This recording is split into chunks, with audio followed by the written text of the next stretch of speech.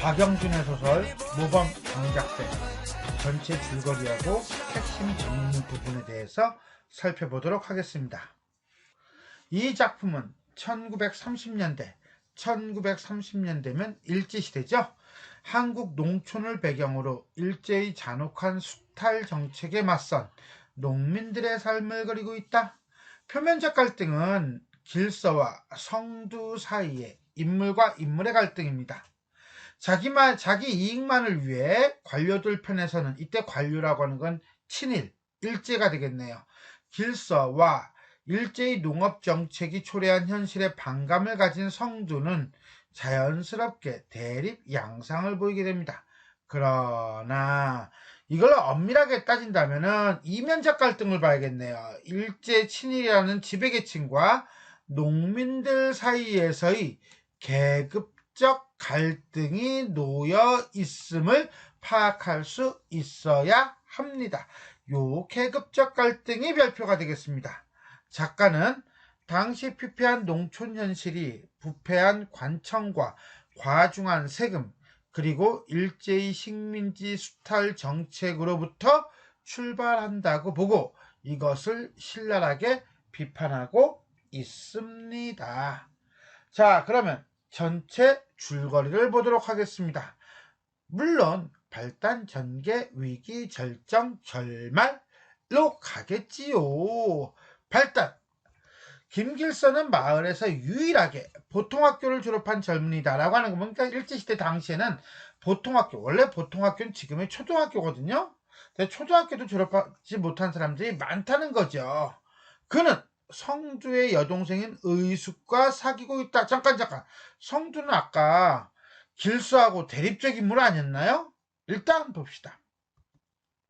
그는 군의 농사 강습회 요원으로 선발되어 서울로 떠났고 마을 사람들은 이러한 길서를 부러워한다는 거예요. 그러니까 일단 기본적으로 마을 사람들은 길서에 대해서 상당히 긍정적이네요. 자, 김매러 갔다 돌아오는 길에 의숙은 사귀고 있다고 그랬죠. 그죠? 얌전이에게 길서와의 관계를 놀림받고 얼굴이 붉어집니다. 이 발단 부분에서 포인트는 요 노란색 부분이라고 보시면 되겠습니다. 전개해 볼까요? 서울에서 돌아온 길서는 마을 사람들에게 호경기가 곧 온다고 부지런히 일하자고 말하며 시국에 관련된 이야기, 가만 정치네요. 그러다가 그는 서울에서 산 비누를 의숙에게 쥐어줍니다. 한편 의숙의 오래비 성두와 어머니는 빚 걱정이 태산입니다. 자, 이게 이 성두와 어머니가 문제가 아니라 당시 농민들의 문제라고 봐야 될 것 같아요. 그죠? 문제 상황. 됐습니까? 길서는 지주를 찾아가 감세를 부탁해달라는 마을 사람들의 요구를 뭐하죠? 거절하죠? 이거네요. 그러니까 결국은 길서는 마을 사람들의 기대와는 달리 농민의 편이 아니었던 거죠. 위기 보겠습니다. 길서는 면사무소에 들른다. 뚱뚱보 면석이는 일본 시찰단에 뽑히도록 힘써줄 테니 한턱 내라고 한다. 길서는 그러겠노라고 대답한다. 라고 하는 거 보니까 한턱 내는 것에 대한 특별한 문제의식을 갖고 있지는 않아요. 면장은 호세니까 이거 세금이에요. 좀 더 내야겠다고 길서에게 말하고 길서는 애매한 대답을 한다. 병충해로 수확이 반감될 것을 예상한, 한마디로 수확이 반감되는 건 수입이 줄어드는 거죠. 마을 사람들은 수심에 가득 차서 길서에게 감세를 교섭해달래요. 잠깐. 마을 사람들은요 길서에게 감세를 얘기해요. 면장은요 증세를 얘기해요. 그러면 길서는 무엇을 선택할까요? 라고 하는데 그는 못 들은 척 한다는 거죠. 즉 친일적 행위를 하는 거예요. 마을 사람들은 길서의 논 앞에서 모범 경작생이라고 쓴 팻말을 원망스럽게 본다. 자, 면장과 같은 일제의 입장에서는, 정부의 입장에서는 분명히 모범 경작생이죠. 하지만 마을 사람들의 입장에서는 모범 경작생이라고 볼 수가 없죠. 모범이 아니죠.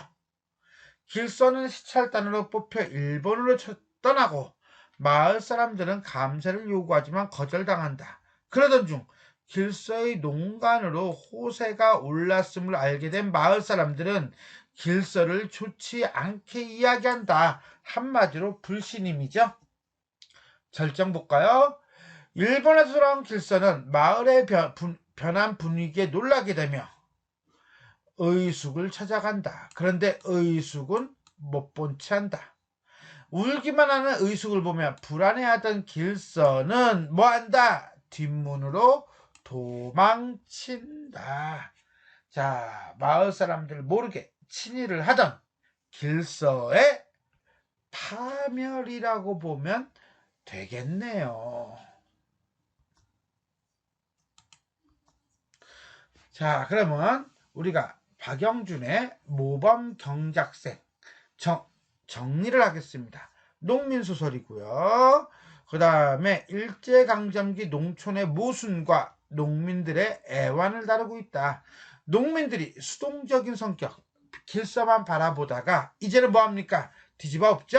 능동적 성격으로 변화한다.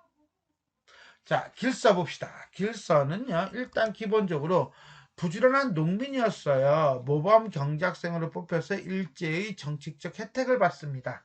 자신의 이익을 위해 관료들의 계략에 동조하고 마을 사람들을 배신하는 이기적인 인물이라고 보시면 되겠습니다.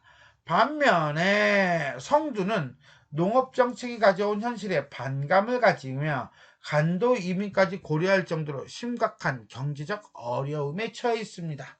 자, 그러니까 일단 우리는 길서를 주동인물, 성두를 반동인물로 본다고 하지만 실질적으로는 길서는 부정적 인물, 성두는 긍정적 인물로 보는 거죠. 의숙은 성두의 누이 동생이자 길서의 애인이죠. 하지만 울음으로 일관하는 소극적 성격을 띠고 있다.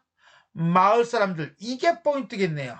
농사 강습회에 참가하고 돌아오는 길서를 기다리고 그의 말을 경청하고 소장료 교섭을 맡기는 등 신뢰하고 있음이 드러나요. 하지만 길서의 농간으로 세금이 올랐음을 알게 되자 모범 경작생이라는 팻말을 뽑아버립니다. 그리고 길서가 마을 사람들에게서 부러움의 대상에서 배척과 분노의 대상으로 전락하였음을 보여줍니다. 결국 이런 인간이 돼서는 된다, 안 된다? 안 된다는 것을 보여주고 싶었던 거지요. 두 번째, 반어적 제목을 사용하여 세태를 풍자하고 있다. 뭐가? 모범 경작생. 자, 일제의 관점에서 본다면 모범 경작생이라는 말은 자, 식민지 정책을 잘 따르는 순종적이고 부지런한 농사꾼일 거예요. 그러나 농민의 관점에서 본다면 앞잡이이고 위선적이고 이기적인 인물인 거죠. 결국 작가가 모범 경작생이라는 제목을 단 이유는 이름 뒤에 오히려 모범적이지 못한 사람들의 모습이 숨어 있음을 알리고 있다 라고 보시면 되겠고요. 그 다음에 일제 농촌 정책의 선전 도구로 전락한 인물들을 얘기하고 있다. 이런 걸 통해서 길서의 비도덕성을 알게 된다 라고 본다면 이 제목 모범 경작생은 반어적 의미의 이름 붙이기다 라고 볼 수가 있겠습니다. 자, 지금까지 우리는 박영준의 모범 경작생 전체 줄거리와 핵심 정리 부분을 살펴보았습니다. 지금까지 내용이 도움이 되셨다면 좋아요와 구독 버튼 눌러주시고요. 알람 설정 부탁드리겠습니다. 수고하셨습니다.